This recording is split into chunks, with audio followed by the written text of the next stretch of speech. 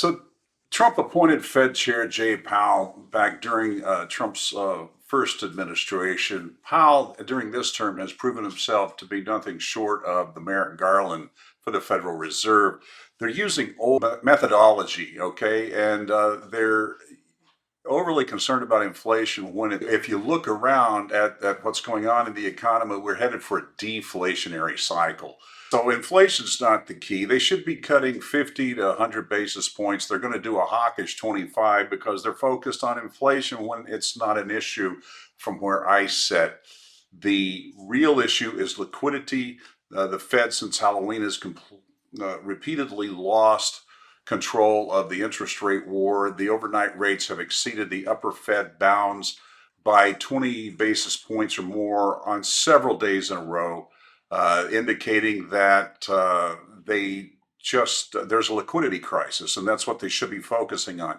If you're going to refinance almost 70% of a $38 trillion deficit on the short end of the curve, the short duration treasury bills, then by definition, and the 10-year is showing this to us daily, it has increased almost 22 to 25 basis points this week, just in anticipation of this cut. It is higher now than what it was when the Fed started its short-term interest rate cuts over a year ago. So unemployment speaks for itself. They're losing that war, so they need to cut into the continued unemployment numbers.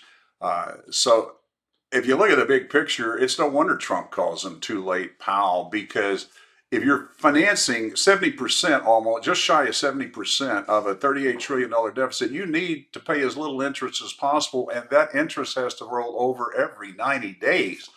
So they have no choice but to cut. If they want to do the right thing for the country, they need to increase liquidity. They need to cut interest rates now, and not only this month, but next month, and stop this 25 basis point thing.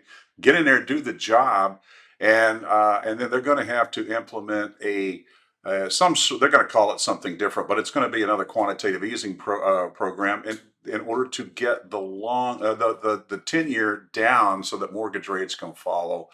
And the long end of the curve is the market's going to set that, and it's going to be a steepener, either a bear steepener or a bull steepener, but it's going to be a steepener. That's pretty clear to me.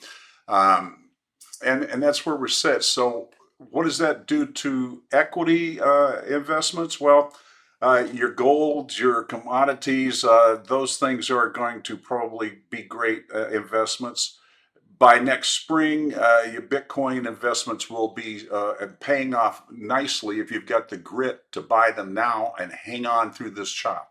We're going to see a lot of chop probably for the next few weeks, and then into Q1, maybe late last week of 25, but into Q1 26, we're going to reap the rewards down the road for those of you who had the stomach to ride out the roller coaster.